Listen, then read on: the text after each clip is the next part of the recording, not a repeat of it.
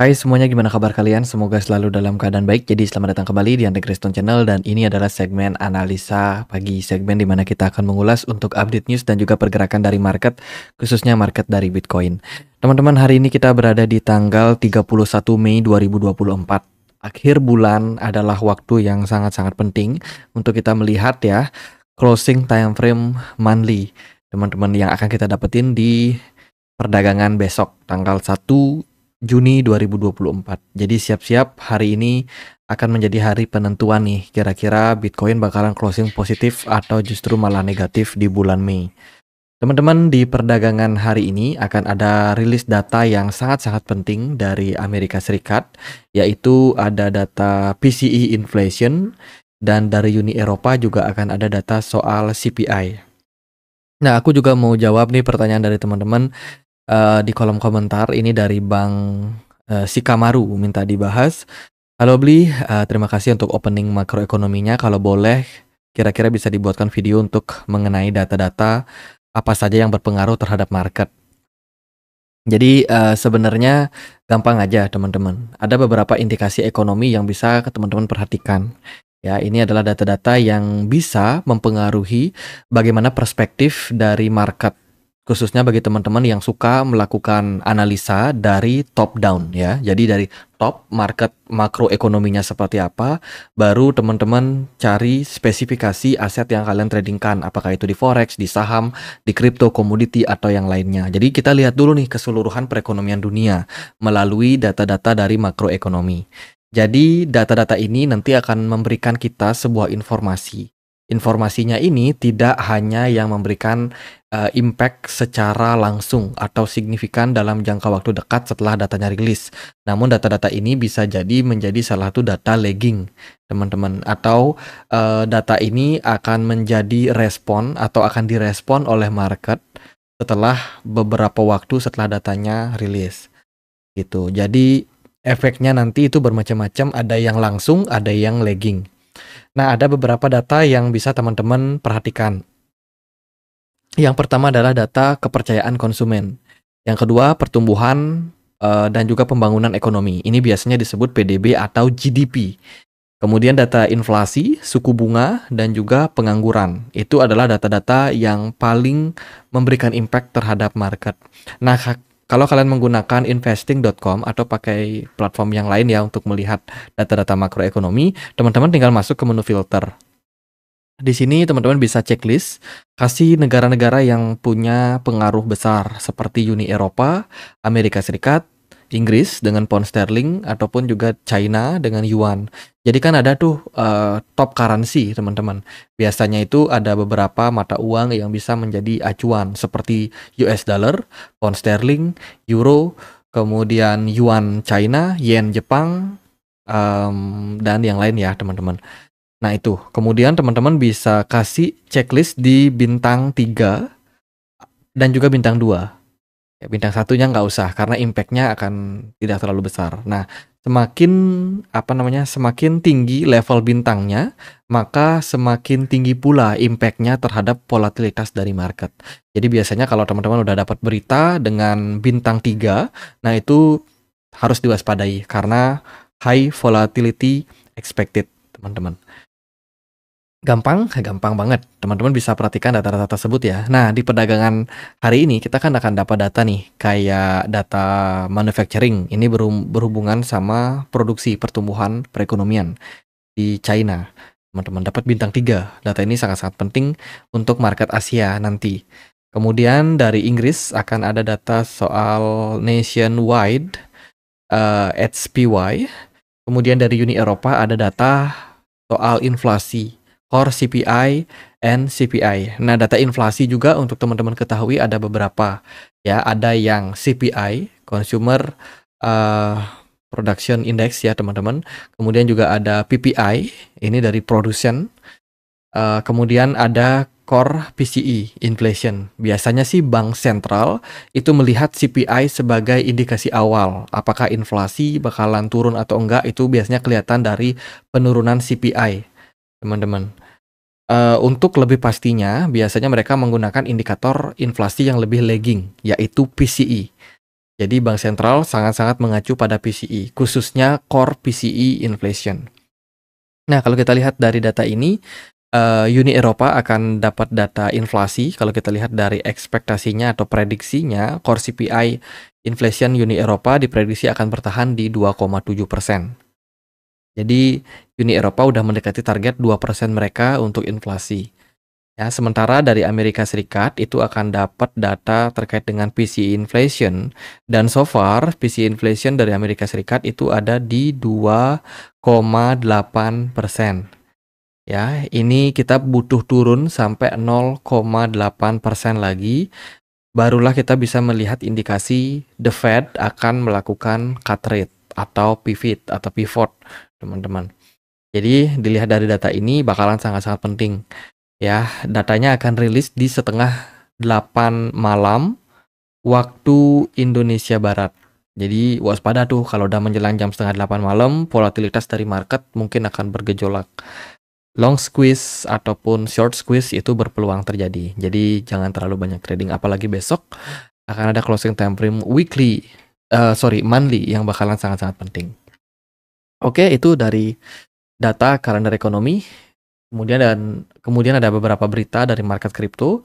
Salah satunya adalah Vanguard yang diberitakan ogah menolak ya platform ETF Ethereum, teman-teman. Jadi dia tidak cocok melihat untuk prospek portfolio jangka panjang Vanguard. Vanguard ini adalah perusahaan manajer investasi salah satu yang terbesar di dunia saat ini.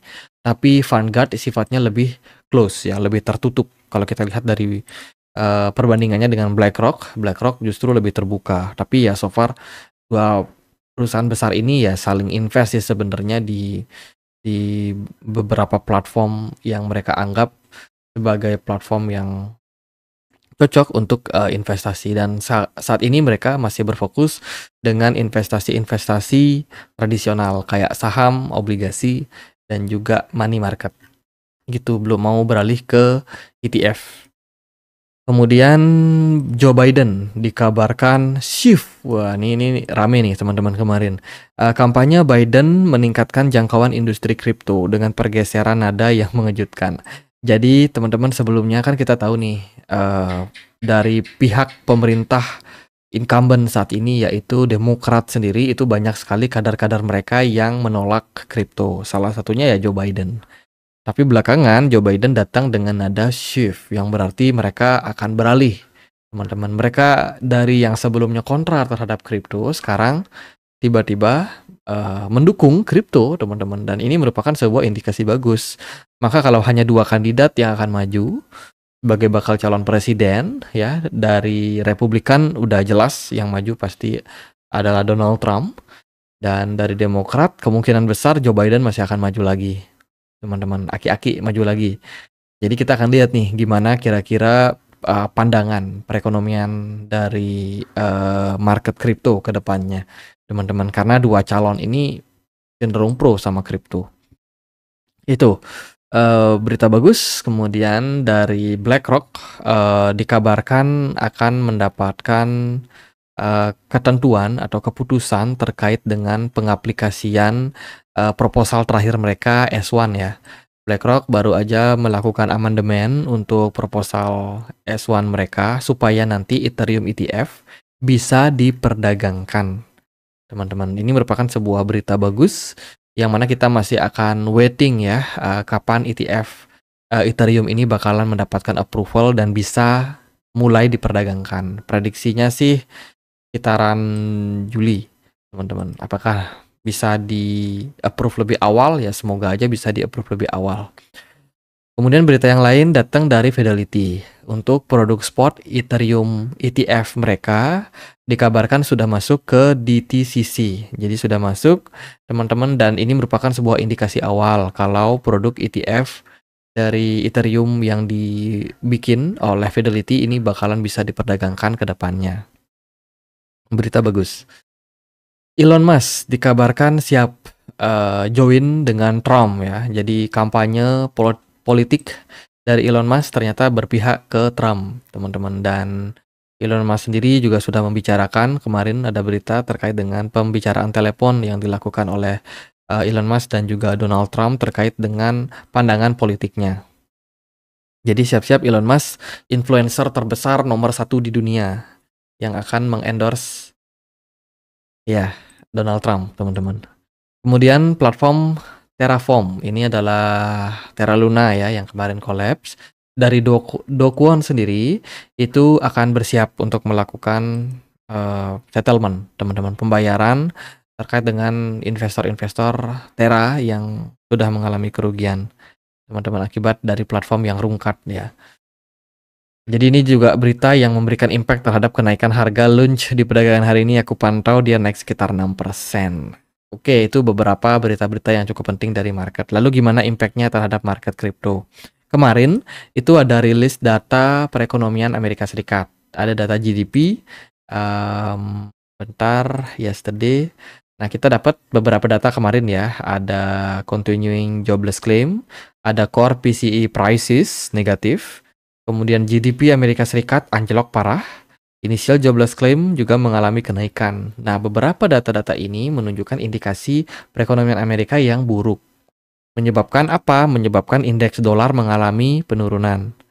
Indeks dolar yang turun di perdagangan kemarin itu memberikan impact pada kenaikan harga XAU atau gold dan juga Bitcoin. Ya, kalau kita lihat Bitcoin kemarin sempat drop ya, turun ke 67.000, tapi setelah melihat rilis data Amerika Serikat yang negatif, akhirnya Bitcoin mengalami kenaikan. Sayang sekali, kenaikan pada Bitcoin ini ditunjang oleh BTC dominance yang mengalami penguatan, yang berarti adalah fokus dari market saat ini itu masuk ke Bitcoin. Meninggalkan banyak altcoin yang kemarin itu beberapa negatif, teman-teman, sekitaran 3%. Ya, dan ini merupakan sebuah momentum sih sebenarnya untuk peningkatan pada Bitcoin. So far Bitcoin masih tetap strong. Sepertinya masih bakalan menunggu seperti apa rilis data PCE inflation dari Amerika Serikat. Data yang akan sangat-sangat penting dan akan menjadi acuan. Waspada dengan volatilitas. Gitu teman-teman. Jadi kalau kita lihat berita-berita tersebut bisa saja menjadi salah satu kesempatan untuk whales ya, cari liquidity teman-teman. Nah, secara teknikal pergerakan dari Bitcoin overall masih terkonsolidasi antara range 71.000 sampai dengan 60 ribuan. Jadi masih gerak sideways dan belum memberikan indikasi kemana pergerakan Bitcoin ke depannya. Kita masih wait and see sih sebenarnya kapan kenaikan pada Bitcoin ini bakalan terjadi ya. Dari volume smart money overall mengalami penurunan sejak 20 Mei kemarin. Turun secara bertahap dengan volume perdagangan yang masih bagus. Sementara kalau kita lihat dari time frame daily, pergerakan Bitcoin juga masih cenderung bagus disertai dengan peningkatan smart money yang cukup oke. Jadi bisa dibilang untuk posisi saat ini secara teknikal sepertinya masih akan melihat seperti apa rilis data PCE inflation, teman-teman. Nah, di sini aku juga mau lihat terkait dengan data di Soso Value ETF ya. Jadi kita lihat seperti apa pergerakan dari para whales terkait dengan inflow or outflow yang terjadi pada market ya, terjadi pada investor-investor besar terhadap market kripto. Kalau kita lihat dari data ini menunjukkan one day net inflow, terjadi pemasukan dari BlackRock, Fidelity, ARK Invest, Bitwise, Invesco mengalami akumulasi minimal 1 juta US dollar, teman-teman. Sementara dari Grayscale ternyata masih dalam posisi outflow. Dilihat secara keseluruhan, inflow yang terjadi pada Bitcoin ETF itu mengalami fase penurunan di akhir bulan ya. Jadi mengalami fase penurunan. Sepertinya udah mau tutup buku juga nih. Perusahaan-perusahaan kan wajib untuk melaporkan laporan keuangan bulanan mereka. Jadi mungkin ada yang TP, taking profit, ada yang mungkin kayak menunda untuk investasi awal mereka ya itu terserah dari manajer investasi sih sebenarnya.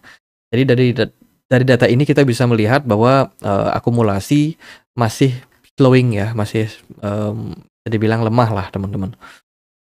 Oke, Bitcoin next target kalau dari saya kita lihat ya apakah Bitcoin mampu mempertahankan level 68.000. Tapi andai kata nih rilis data inflasinya naik gitu, itu bisa menyebabkan harga Bitcoin drop. teman-teman. Target 65.000 bisa aja dikunjungi oleh Bitcoin atau lebih-lebihnya bisa ke 62.900-an something secara jangka pendek. Tapi kalau data inflasi menunjukkan hal yang positif, semoga ya Bitcoin bisa naik lagi sampai ke 71,8 ribu dolar. Jadi untuk saat ini gitu aja paling buat market. Beberapa altcoin lagi lesu juga, kita tunggu kapan BTC Dominance bisa mengalami penurunan lagi, teman-teman. Ya gitu aja, kita selebihnya balik lagi ke market. Semoga video ini bisa bermanfaat buat kalian. Kalau ada pertanyaan lain, ada koin lain buat dibahas, bisa banget tulis di kolom komentar channel YouTube ini. Kita juga ada komunitas diskusi di Telegram, tempat aku untuk update berita-berita terbaru. Bagi teman-teman yang mungkin mau join, linknya ada di kolom deskripsi video ini. Akhir kata saya Andre, makasih.